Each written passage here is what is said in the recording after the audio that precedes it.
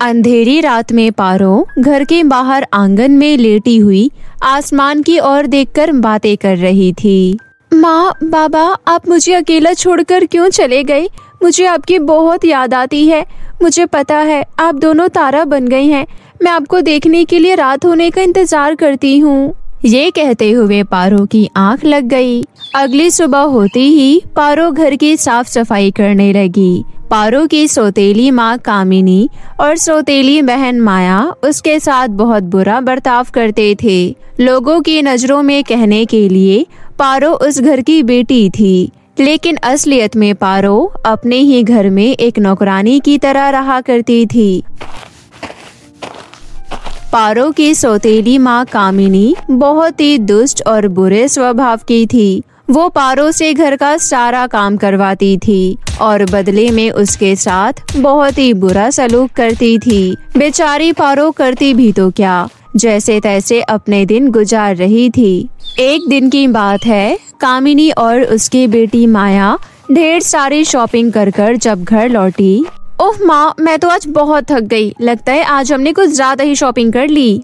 सही कहा बेटी, मुझे तो बहुत जोरों की प्यास लग रही है। अरे पारो, कहाँ मर गई? जल्दी से हम दोनों के लिए ठंडा लेकर आ। अपनी सौतेली माँ कामिनी की आवाज सुन रसोई में बर्तन धो रही पारो फटाफट से दोनों के लिए ठंडा शरबत लेकर गई। खरीद कर लाए गए सामानों को देखकर पारो उदास हो गई। अब यहाँ खड़ी खड़ी क्या कर रही है? तुझे ये सारा सामान दिखाई नहीं दे रहा? चल जल्दी से सामान उठाकर हमारे कमरे में रख। माँ, ये बहुत कामचोर है। एक बात को 10 बार बोलना पड़ता है, तब जाकर ये काम करती है। देखो कैसी अपनी बुरी नजर हमारे सामानों पर लगा रही है। माँ, आप माया के लिए कितनी सारी शॉपिंग करके आई हैं। हर महीने आप माया को नए नए ड्रेसेस, मैचिंग सैंडल खरीद कर देती हैं और आप मुझे माया के पहने हुए फटे पुराने कपड़े देती हो। मैं भी तो आपकी बेटी हूँ, सौतेली ही सही। महंगी नहीं, कोई सस्ती सी ड्रेस मेरे लिए भी खरीद कर ले आती। मैं भी इस घर की बेटी हूँ, नौकरानी नहीं। पारो की बात सुनकर कामिनी गुस्से से आग बबूला हो गई और पारो की बुरी तरह पिटाई करने लगी। क्या कहा तूने? जरा दोबारा तो बोलकर दिखा। तू इस घर की बेटी है, तू सिर्फ इस घर की नौकरानी है, इससे ज्यादा कुछ नहीं। तू मेरी बेटी की बराबरी करने चली है। माँ, मैं तो बस इतना कह रही थी कि आप मेरे लिए भी कोई सस्ती सी ड्रेस ले आते, लेकिन आज के बाद मैं ऐसा कभी नहीं कहूँगी। गलती हो गई, मुझे माफ कर दो। लगता है मार खाकर तेरी अकल ठिकाने आ गई। अब जा यहाँ से और जाकर घर का काम कर। चलो बेटा माया, कमरे में चलकर थोड़ा आराम कर लेते हैं। इतना कहकर कामिनी अपने कमरे में चली गई। वहीं बेचारी पारो रसोई में जाकर झूठे बर्तन धोने लगी। शाम का वक्त हो चुका था, अभी गंदे कपड़े धोने बाकी थे। इतने में कामिनी पारो के पास आई और बोली, शाम होने वाली है, अभी तक तूने गंदे कपड़े धोए क्यों नहीं? माँ, आज खाना बनाते वक्त मेरे हाथ जल गए, इसलिए मुझसे आज कपड़े धुल नहीं पाए। क्या कहा तूने? कपड़े नहीं धुले? मेरी लाल रंग की बनारसी साड़ी भी गंदी पड़ी है। मुझे वो साड़ी पहनकर कल शादी में जाना है। जा नदी में जाकर जल्दी से कपड़े धोकर ला, वरना मुझसे बुरा कोई नहीं होगा। माँ, पर अब शाम होने वाली है और नदी भी बहुत दूर है। आते आते मुझे रात हो जाएगी। मुझे कुछ नहीं सुनना। जाती है कि नहीं, या तेरी मरम्मत करूँ? पता नहीं इस करमचली से हमें कब छुटकारा मिलेगा। बेचारी पारो रोते हुए सभी गंदे कपड़े लेकर नदी की ओर जाने लगी। कुछ देर बाद नदी किनारे पहुंचकर कपड़े धोते हुए अपनी स्वर्गवासी माँ को याद कर पारो रोते हुए बोली, माँ, आप देख रही हो ना, मेरी सौतेली माँ और बहन मुझ पर कितना अत्याचार करती है। उन्हें मुझ पर बिल्कुल भी दया नहीं आती। माँ, अब मुझसे और बर्दाश्त नहीं होता। मैं भी आपके पास आ रही हूँ। ये कहते हुए पारो ने नदी में छलांग लगा दी। वहीं दूसरी ओर रात होने पर भी पारो के घर ना लौटने पर कामिनी कहने लगी, रात हो गई है, पता नहीं कहाँ मर गई करमचली। आने दे उसे, उसके आज मैं खाल खींच लूंगी। काफी देर इंतजार करने के बाद भी जब पारो नहीं लौटी, तब दोनों माँ बेटी आपस में बातें करने लगी। कहीं मनहूस घर छोड़कर भाग तो नहीं गई? चलो अच्छा है, कम से कम उसे पीछा तो छूटा। माँ, मुझे तो लगता है किसी जंगली जानवर का शिकार हो गई होगी। जो भी हो, अब पूरी प्रॉपर्टी पर हमारा अधिकार होगा। ये कहते हुए दोनों माँ बेटी मन ही मन बहुत खुश हो रही थी। वहीं दूसरी ओर पारो को जब होश आया तो उसने अपने आप को एक हरे भरे मैदान में पाया। ये देख पारो हैरानी से बोली, मैंने तो नदी में छलांग लगाई थी, फिर मैं बच कैसे गई और मैं कहाँ हूँ? मुझे कुछ समझ नहीं आ रहा। पारो ये कह रही थी तभी उसे किसी की रोने की आवाज सुनाई दी। अरे ये रोने की आवाज किसकी है? ये कौन रो रहा है? मुझे चलकर देखना चाहिए। इतना कहकर पारो रोने की दिशा की ओर जाने लगी, लेकिन उसे कहीं कोई दिखाई नहीं दिया। आवाज तो यहीं से आ रही थी, लेकिन यहाँ तो कोई दिखाई नहीं दे रहा। तभी फिर से पारो को रोने की आवाज सुनाई दी। आवाज सुन पारो इधर उधर देखने लगी। सामने देखो पारो, मैं पेड़ बोल रहा हूँ। ये कहते हुए पेड़ जोर जोर से रोने लगा। अरे पेड़, तुम क्यों रो रहे हो? मैं कई दिनों से प्यासा हूँ, लेकिन यहाँ कोई मुझे पानी पिलाने वाला नहीं है। क्या तुम मुझे पानी पिला सकती हो? लेकिन तुम्हें यहाँ आसपास कोई नदी नहीं मिलेगी। यहाँ सिर्फ एक ही नदी है, वो है जादुई सोने चांदी की नदी, जो मीलों दूर है। क्या तुम उस नदी में से पानी लाकर मुझे पिला सकती हो? ये कहते हुए पेड़ रोने लगा। ये देख पारो को उस पर दया आ गई और वो पेड़ की मदद करने के लिए तैयार हो गई। फिर पारो नदी की तलाश में पेड़ से विदा लेकर आगे बढ़ी। कुछ दूर चलने के बाद पारो को एक चिड़िया दिखाई दी, जो पेड़ के नीचे बैठकर रो रही थी। अरे कोई है यहाँ? कोई मेरी मदद करो, मेरा घोंसला टूट गया है। प्यारी चिड़िया रानी, रुको, मैं तुम्हारा घोंसला ठीक कर देती हूँ, फिर तुम आराम से अपने घोंसले में रहना।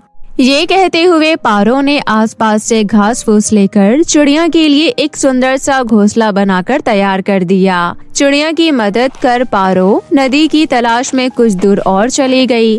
तब उसे रास्ते में एक खरगोश दिखाई दिया। सुनो लड़की, क्या तुम मेरी मदद कर सकती हो? मैंने 2 दिन से कुछ नहीं खाया। क्या तुम मुझे कुछ फल तोड़कर दे सकती हो? मुझे बहुत भूख लग रही है। हाँ प्यारे खरगोश, मैं अभी तुम्हें कुछ फल तोड़कर देती हूँ। इतना कहकर पारो ने पेड़ से कुछ फल तोड़कर खरगोश को खाने को दिए। उसके बाद पारो नदी से पानी लेने कुछ दूर और चली। तब अचानक से पारो यकायक रुक गई, क्योंकि उसके सामने 2 नदियाँ बह रही थी। एक थी सोने की नदी और दूसरी चांदी की। तभी सोने और चांदी की नदी में से आवाज आई, तुम यहाँ क्या करने आई हो लड़की? एक पेड़ बहुत प्यासा है, उसने कई समय से पानी नहीं पिया। मैं उस पेड़ के लिए पानी लेने आई हूँ। क्या आप मुझे थोड़ा सा पानी दे सकती हैं? अगर तुम चाहो तो तुम्हें इसके अलावा बहुत कुछ मिल सकता है। मैं तुम्हें ढेर सारे सोने के सिक्के दूंगी, जिससे तुम्हारी बाकी की जिंदगी बड़ी ही ऐशो आराम से बीतेगी। तभी जादुई चांदी की नदी में से आवाज आई, और मैं तुम्हें ढेर सारे चांदी के सिक्के दूंगी, साथ ही तुम्हारी सारी इच्छा पूरी कर सकती हूँ। लेकिन तुम्हें यहाँ से एक भी बूंद पानी नहीं मिलेगा। अब फैसला तुम्हें करना है कि तुम अपनी जिंदगी बेहतर करना चाहती हो या फिर उस सूखे पेड़ की मदद करना चाहती हो।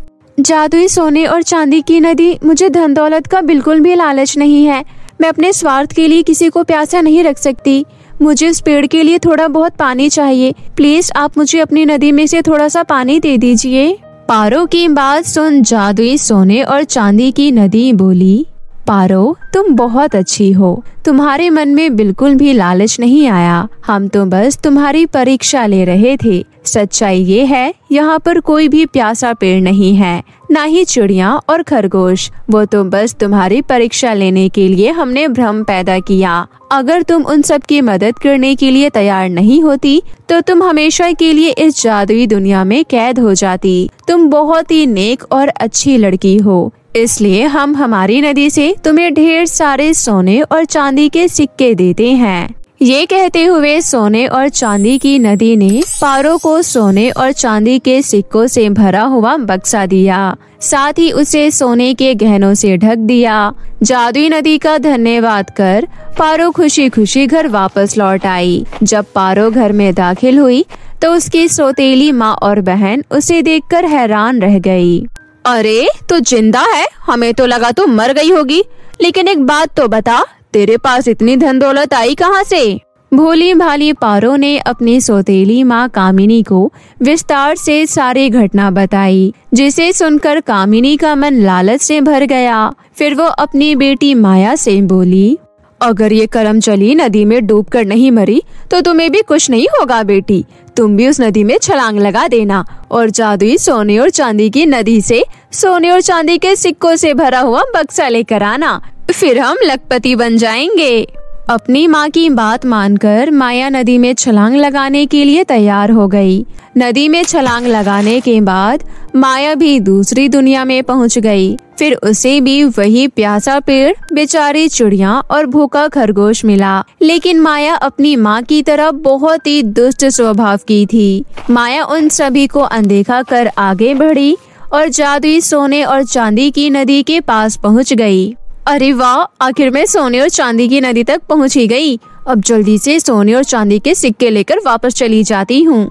ये कहते हुए माया जैसे ही जादुई सोने की नदी में से सोने के सिक्के निकालने लगी, वो उस नदी के अंदर गिर गई और हमेशा के लिए वहीं कैद हो गई। दूसरी तरफ कामिनी अपनी बेटी माया के आने का बड़ी बेसब्री से इंतजार कर रही थी, लेकिन अफसोस माया कभी वापस लौट कर नहीं आई। इस तरह कामिनी को लालच और उसके किए की सजा मिल गई।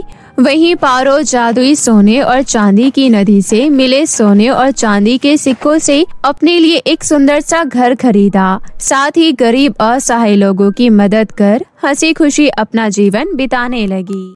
सौतेली माँ और जादुई सोने की सैंडल। एक समय की बात है, जौनपुर नाम के एक छोटे से गाँव में नंदिनी अपने माता पिता के साथ रहती थी। नंदिनी के पिता सोहन शहर में काम करते थे, इसलिए वो घर पर बहुत ही कम रहते थे और काम के सिलसिले से बाहर ज्यादा रहते थे। और यही कारण था कि नंदिनी का जुड़ाव अपने पिता सोहन से ज्यादा अपनी माँ देवकी से था। वो अपनी माँ से बहुत प्यार करती थी और देवकी भी नंदिनी को अपनी जान मानती थी। परंतु फिर कुछ ऐसा होता है जो नंदिनी ने कभी सपने में भी नहीं सोचा होता। गांव में एक महामारी फैल जाती है और कई गांव वालों सहित नंदिनी की मां की भी मृत्यु हो जाती है। यह सब देखकर सोहन नंदिनी को गांव से शहर बुला लेता है और अब वो लोग शहर में ही रहने लगते हैं। परंतु अपनी मां को खो देने का सदमा नंदिनी के लिए बहुत गहरा था, इसलिए वो किसी से बात नहीं करती थी। बस अपने कमरे में पड़े पड़े अपनी माँ की तस्वीर ही देखती रहती थी। ऐसे ही एक दिन, बेटा नंदिनी, अगर ऐसा ही चलता रहा तो तुम्हारी तबीयत खराब हो जाएगी। तुम ना ढंग से खाना खाती हो, ना ढंग से पानी पीती हो। तुम्हारी ये हालत देखकर मुझे बहुत बुरा लगता है। पापा, अगर आप चाहते हैं कि मैं ठीक हो जाऊं, तो मेरी माँ को वापस ले आइए। मैं उनके बिना नहीं जी सकती। काश मैं ऐसा कर पाता बेटा। लो। ऐसा कहकर सोहन नंदिनी के कमरे से बाहर आ जाता है और सोच में पड़ जाता है कि आखिर वो करे तो करे क्या। और फिर वो ये सारी बात अपने दोस्त को बताता है। तभी उसका दोस्त सोहन से कहता है, देख सोहन, जो भी हो रहा है उसमें तेरी गलती है।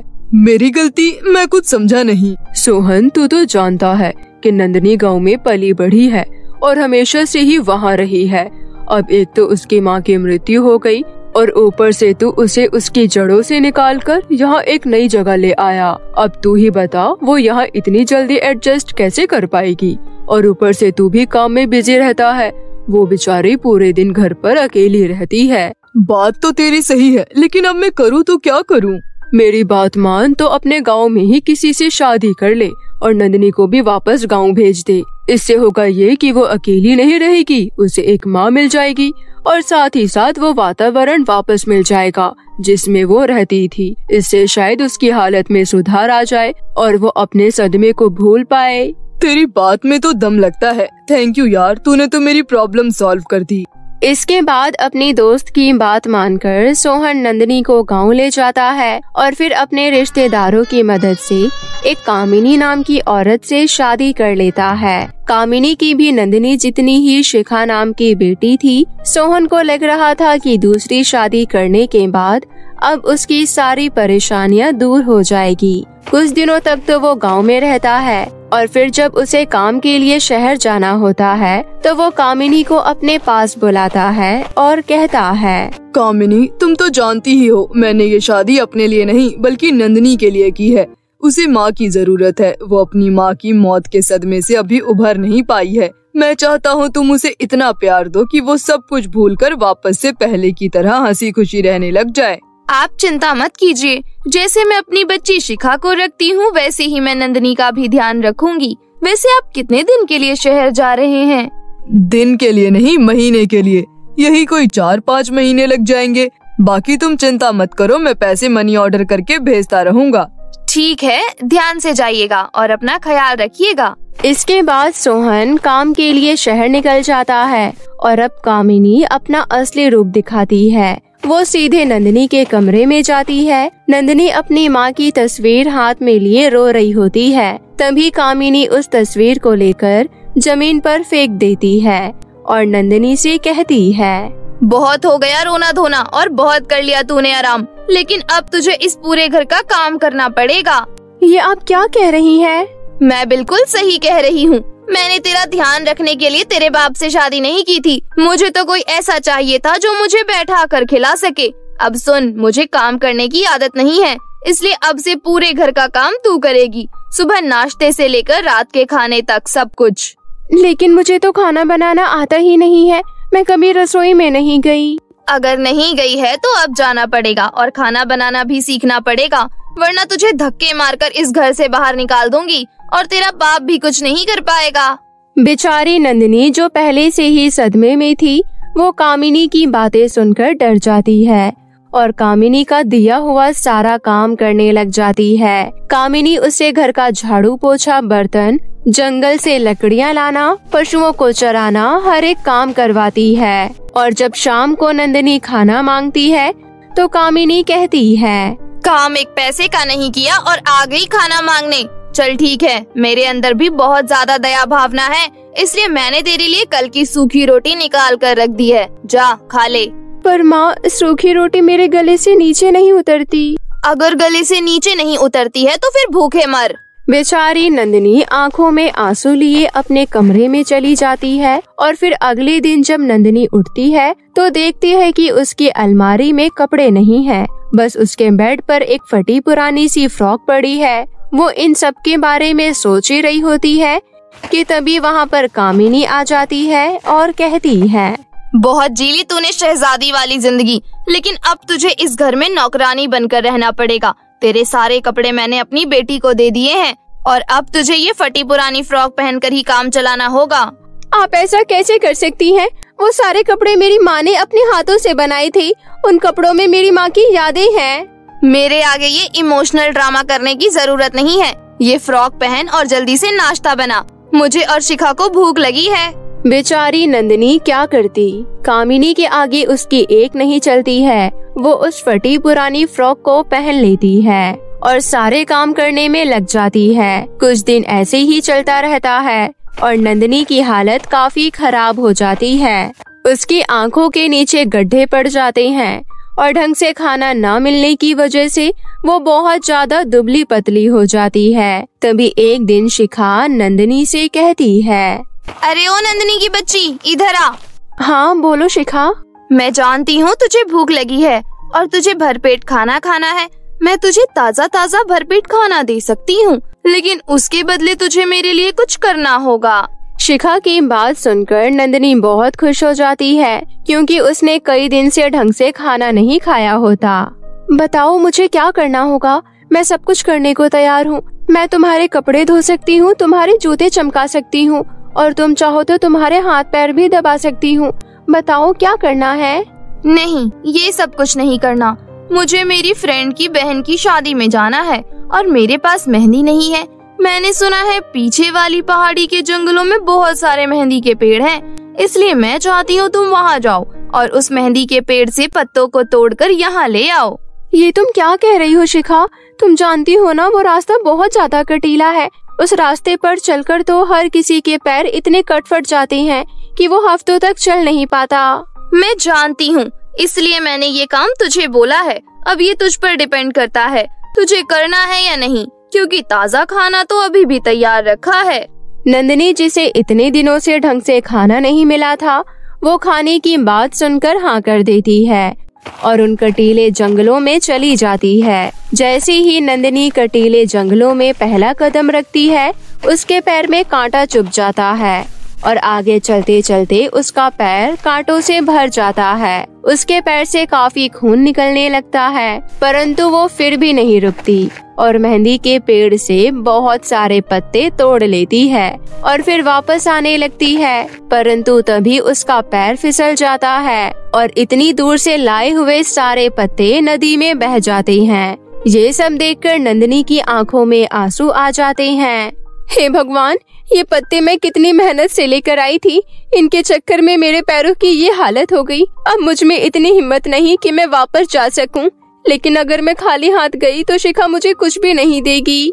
नंदिनी ये सब सोच ही रही होती है कि तभी वो देखती है कि एक बुढ़िया बहुत ही ज्यादा सामान हाथों में उठाकर वहाँ से जा रही है। इतना सारा सामान उठाने की वजह से वो बुढ़िया पूरे तरीके से झुक चुकी थी। उस बुढ़िया की हालत देखकर नंदिनी उसके पास जाती है और कहती है, लाओ अम्मा, एक थैला मुझे दे दो, मैं आपकी मदद कर देती हूँ। तुम्हारा बहुत बहुत धन्यवाद बेटा। मैं इतने रास्तों से होकर गुजरी, लेकिन किसी ने मेरी सहायता के लिए हाथ आगे नहीं बढ़ाया। परंतु तुम्हारे पैरों में इतनी चोट लगी है, तुम्हारी हालत इतनी खराब है, इसके बाद भी तुम मेरी मदद कर रही हो। आप मेरी दादी की उम्र की हैं और आपको इतना बोझ उठाते हुए मैं नहीं देख सकती। चलिए मैं आपके साथ चलती हूँ। इसके बाद नंदिनी उस बुढ़िया का सामान लेकर उसे उसकी झोपड़ी तक पहुँचा देती है। नंदिनी वहाँ से जाने लगती है, तभी वो बुढ़िया कहती है, वैसे बेटा तुम्हारे पैरों में इतनी चोट कैसे लगी? इसके बाद नंदिनी शुरू से लेकर अंत तक उस बुढ़िया को सारी कहानी बता देती है। तुम्हारे साथ जो भी हो रहा है बहुत गलत हो रहा है, लेकिन अब ऐसा और नहीं होगा। मैं कुछ समझी नहीं। बुढ़िया अपनी अलमारी खोलती है और उसमें से सोने जैसे चमकती हुई सैंडल निकालती है और उसे नंदिनी को देते हुए कहती है, बेटा ये जादुई सोने की सैंडल है, ये मुझे एक साधु महाराज ने दी थी। ये बहुत ही चमत्कारी और जादुई है, इसे पहनते ही तुम्हारे सारे घाव भर जाएंगे और इस जादुई सोने की सैंडल से तुम जो भी मांगोगी तुम्हारी वो हर इच्छा पूरी हो जाएगी और ये तुम्हारे हर काम में भी तुम्हारी मदद करेगी। आपका बहुत बहुत धन्यवाद अम्मा, आपने तो मेरी सारी परेशानी ही दूर कर दी। उस बुढ़िया का धन्यवाद करके नंदिनी घर आने लगती है। तभी उसे मेहंदी के पत्तों का ध्यान आता है। मैं तो मेहंदी के पत्ते लिए बिना ही जा रही हूँ। अरे हाँ, इस जादुई सोने की सैंडल का इस्तेमाल करके देखती हूँ। हे जादुई सोने की सैंडल, कृपया करके मुझे कुछ मेहंदी के पत्ते दे दो। नंदिनी के इतना कहते ही उसके हाथ में ढेर सारे मेहंदी के पत्ते आ जाते हैं, जिन्हें देखकर नंदिनी बहुत ज्यादा खुश हो जाती है और उन्हें ले जाकर शिखा को दे देती है। अरे यार नंदिनी, तू भी बड़ी बेवकूफ है। तुझे क्या लगता है मैं तुझे सच में खाना देने वाली हूँ? बिल्कुल भी नहीं। तूने बहुत बड़ी गलती की है मुझ पर विश्वास करके। चल अब निकल यहाँ से। नंदिनी कुछ नहीं कहती और अपने कमरे में आ जाती है और उस जादुई सोने की सैंडल से ढेर सारा खाना मांगकर कई दिनों बाद पेट भरकर खाना खाती है। अब ये सिलसिला ऐसे ही चलने लगता है। उस जादुई सोने की सैंडल की मदद से नंदिनी का काम चुटकियों में ही हो जाया करता था और उसे कामिनी और शिखा से खाना मांगने की भी जरूरत नहीं पड़ती थी। फिर ऐसी ही एक दिन कामिनी और शिखा आपस में बातें कर रही होती है। बहुत दिन से देख रही हूँ इस नंदिनी की बच्ची को। हम इसे दिन में केवल एक ही रोटी देते हैं और वो भी रूखी सूखी। इससे एकदम मजदूर जैसा काम कराते हैं। इसके बाद भी इसके चेहरे पर एक भी शिकन दिखाई नहीं देती। ऐसा लगता है कि जैसे इसके बदले कोई और काम करके चला जाता हो। कुछ तो गड़बड़ है, पता लगाना होगा हमें। हाँ माँ, आप बिल्कुल सही कह रही हो। ये सब तो मैंने भी नोटिस किया है। चलो इस मनहूस पर नजर रखते हैं। इसके बाद कामिनी और शिखा नंदिनी पर नजर रखने लग जाते हैं और फिर कुछ ही देर में उन्हें जादुई सोने की सैंडल का राज पता चल जाता है। और फिर जैसे ही वो दोनों देखते हैं कि नंदिनी अपने कमरे से बाहर गई है, तो वो नंदिनी के कमरे में जाते हैं। अच्छा, तो ये है वो चीज जिसकी वजह से ये नंदिनी इतनी आसानी से सब कुछ कर लेती है। माँ, ये सैंडल तो सोने की लग रही है और बहुत ज्यादा सुंदर भी लग रही है। लाओ, मैं इसे पहन कर देखती हूँ। हाँ हाँ बेटा, पहन ले, अब से ये तेरी ही है। उस मनहूस को तो मैं देख लूंगी। जैसे ही शिखा वो सैंडल पहनती है, वो नाचना शुरू कर देती है और बहुत जोर जोर से नाचने लगती है। अपने कमरे से ऐसी आवाज सुनकर नंदिनी दौड़कर वहाँ जाती है और ये सब नजारे देख लेती है। ये सब क्या हो रहा है? मनहूस कहीं की, तूने इस सैंडल में क्या जादू कर दिया जो इन्हें पहनकर मेरी बेटी नाचने लग गई और रुक ही नहीं पा रही है। इससे पहले कि नंदिनी कुछ बोलती, उस जादुई सोने की सैंडल में से आवाज आती है, अब तेरी बेटी कभी भी नहीं रुकेगी। वो इसी तरह नाचती रहेगी और नाचते नाचते एक दिन मर जाएगी और यही तेरी और तेरी बेटी की सजा है। हे जादुई सैंडल, कृपया करके ऐसा मत कीजिए। मैं जानती हूँ मेरी सौतेली माँ और सौतेली बहन ने मेरे साथ बहुत गलत किया है, लेकिन अगर आँख के बदले आँख ले ली जाएगी तो पूरी दुनिया अंधी हो जाएगी। इसलिए कृपया करके शिखा को छोड़ दीजिए।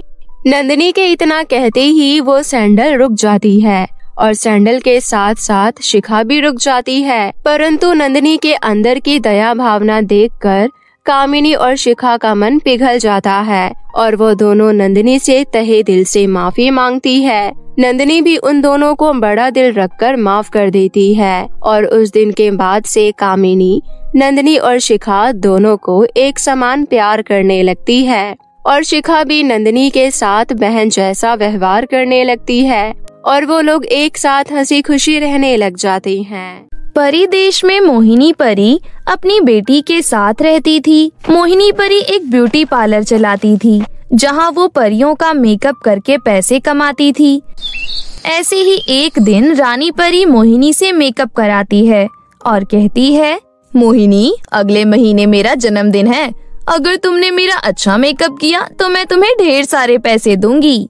ऐसा कहकर रानी परी वहाँ से चली जाती है। दूसरी तरफ मोहिनी के पार्लर से थोड़ी ही दूरी पर रुचि नाम की एक परी रहती थी। उसका भी एक ब्यूटी पार्लर था। मोहिनी के पास रानी परी आती देख वो बहुत चिढ़ती है। अरे, मोहिनी परी का तो पार्लर दिन प्रतिदिन फेमस होता जा रहा है। अब तो रानी परी भी इसके पास मेकअप करवाने आती है। इसे बर्बाद करने के लिए मुझे कोई न कोई तरकीब लगानी ही होगी। फिर उसी रात रुचि परी मोहिनी परी के पार्लर में चोरी से घुस जाती है और सारे मेकअप के सामान में भूतिया राख मिला देती है। कुछ दिनों बाद रानी परी का जन्मदिन आ जाता है और रानी परी मोहिनी के पास मेकअप करवाने आ जाती है। लेकिन जैसे ही मोहिनी रानी परी के चेहरे पर मेकअप करती है, वैसे ही रानी परी के चेहरे पर आग लग जाती है और रानी परी का चेहरा जल जाता है। अरे मोहिनी, तूने ये क्या कर दिया? तेरा सत्यानाश हो, तूने मेरा चेहरा जला दिया। तुझे इस चीज की बहुत बड़ी सजा मिलेगी। रानी परी जी, ये कैसे हो गया? मुझे कुछ नहीं पता। तूने मुझे चुड़ैल की तरह बदसूरत बना दिया। अब मैं तुझे नहीं छोड़ूंगी। उसके बाद रानी परी अपनी जादुई छड़ी से मोहिनी परी के ब्यूटी पार्लर को आग लगा देती है।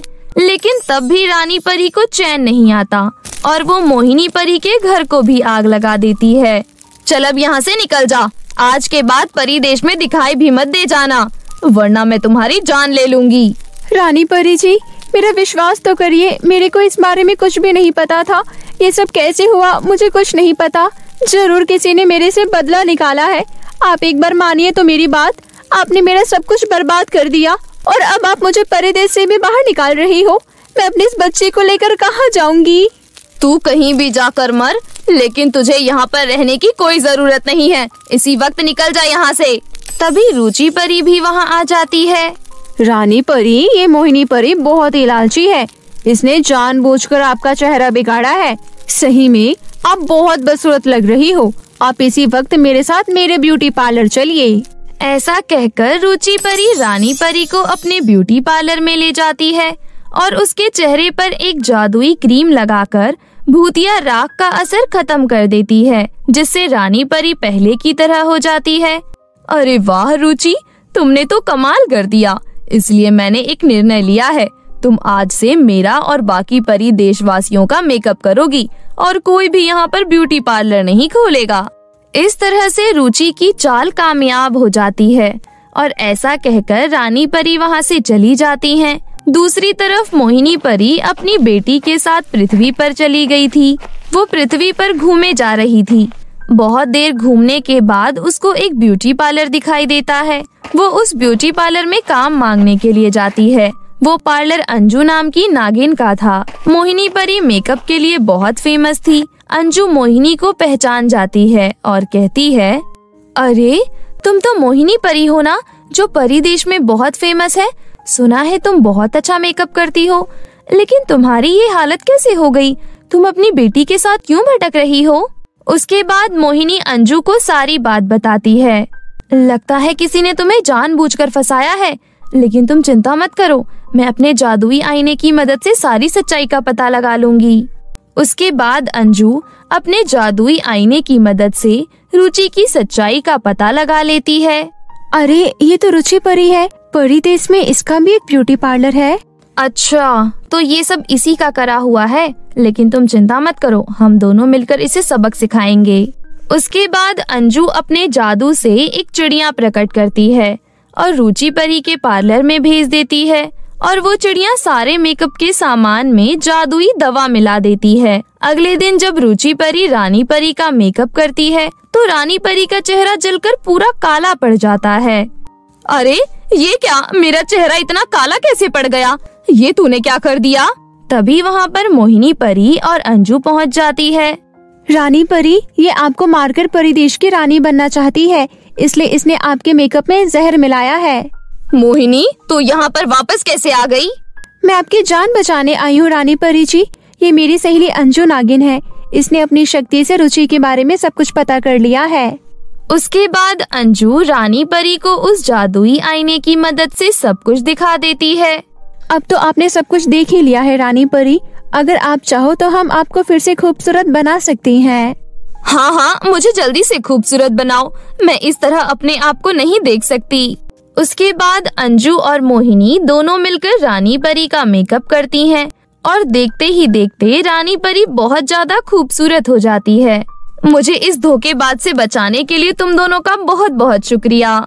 उसके बाद रानी परी रुचि को सबक सिखाने के लिए अपनी जादुई छड़ी से एक बंदरिया का रूप दे देती हैं और एक पृथ्वी के जंगल पर छोड़ देती हैं और अंजू और मोहिनी को उपहार के रूप में एक बहुत अच्छा सा पार्लर खोल कर दे देती हैं। उस ब्यूटी पार्लर को देख अंजू और मोहिनी बहुत खुश होती हैं। उसके बाद वो दोनों मिलकर उस पार्लर को बहुत अच्छे से चलाती हैं और हंसी खुशी अपना जीवन परीलोक में ही व्यतीत करने लगती हैं। परी के जादुई सोने के गाउन का जादू।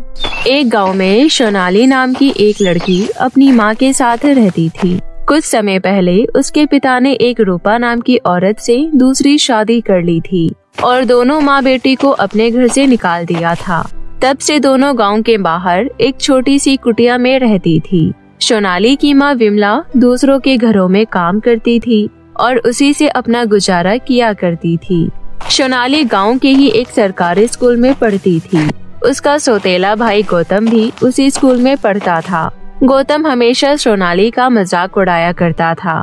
अरे तुम्हें पता है, एक दिन इसकी माँ हमारे घर में मेरी माँ के गहने चुरा रही थी, इसलिए मेरे पिता ने इसकी माँ को धक्के मार के घर से बाहर कर दिया। अरे जब इसकी माँ चोर है तो बेटी भी तो चोर ही होगी ना, इसलिए तुम सभी अपनी चीजें संभाल कर रखा करो। ये सुनकर सोनाली बहुत गुस्सा हो जाती है और गौतम को एक चांटा मारती है।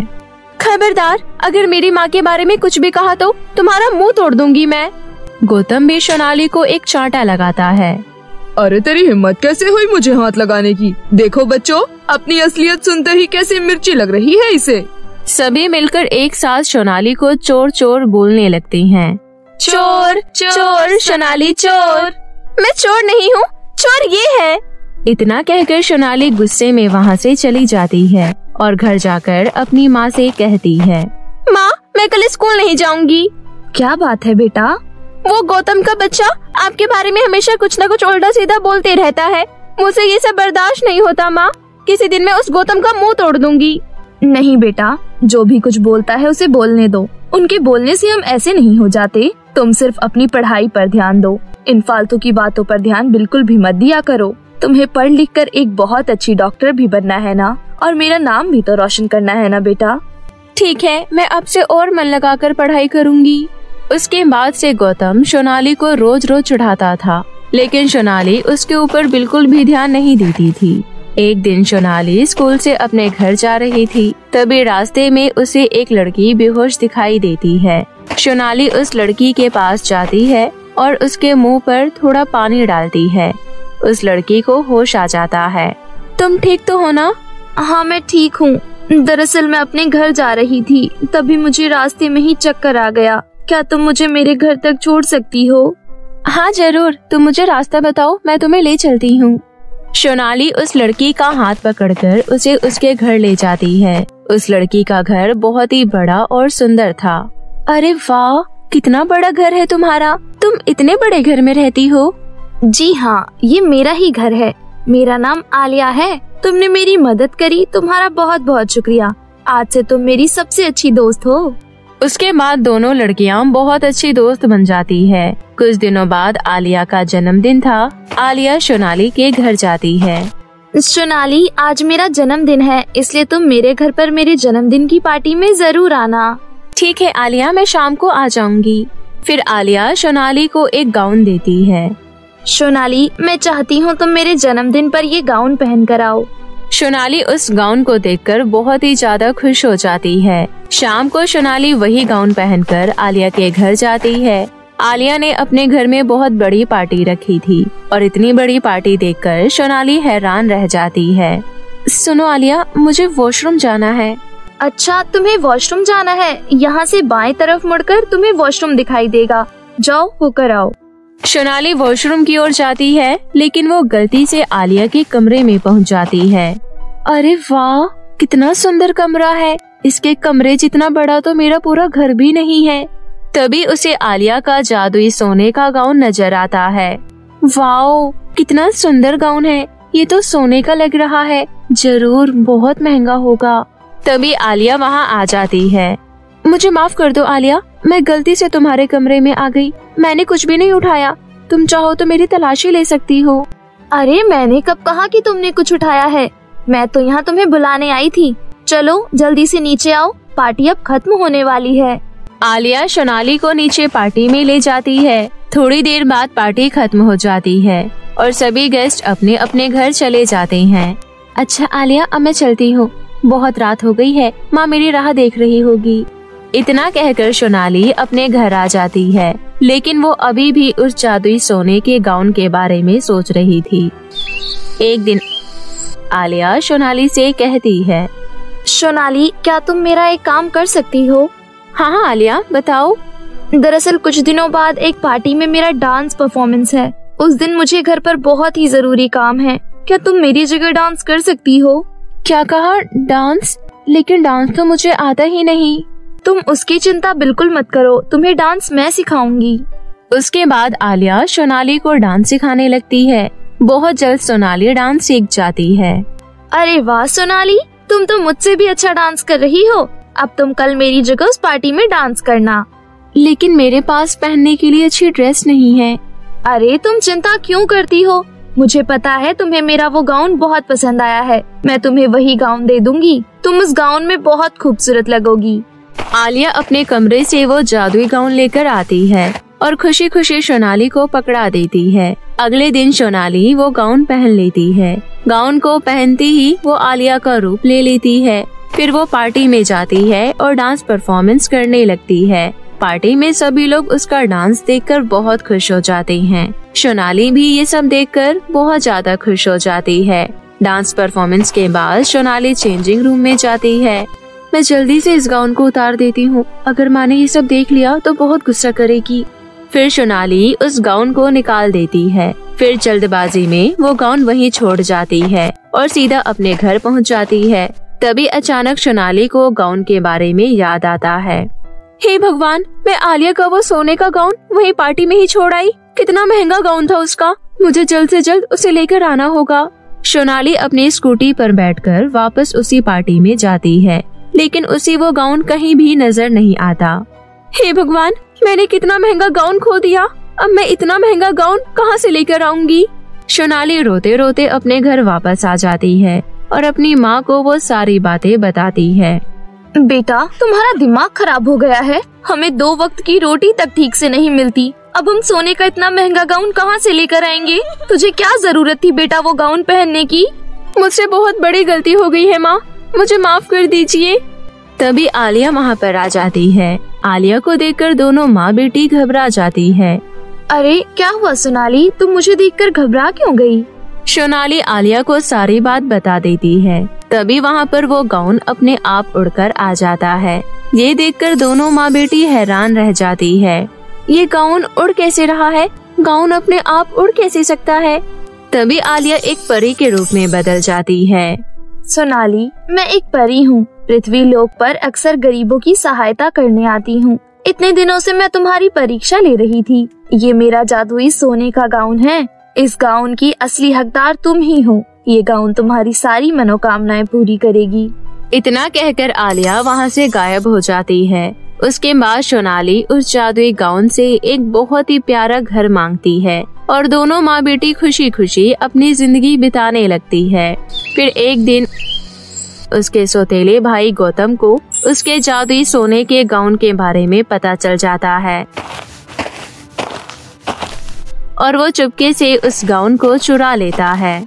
हे जादुई सोने के गाउन, मुझे बहुत सारी धन दौलत दे दे जल्दी से। गौतम के इतना कहते ही गाउन से एक राक्षस प्रकट होता है और गौतम को पीटने लगता है। हा हा हा हा हा। बता लड़के, कितनी धन दौलत चाहिए तुझे? नहीं नहीं, मुझे कुछ भी नहीं चाहिए, मुझे माफ कर दो। उसके बाद राक्षस वहाँ से गायब हो जाता है और जादुई गाउन अपने आप उड़कर सोनाली के पास वापस चला जाता है। दोस्तों, ईमानदार और नेक दिल व्यक्ति के साथ कभी कुछ गलत नहीं होता।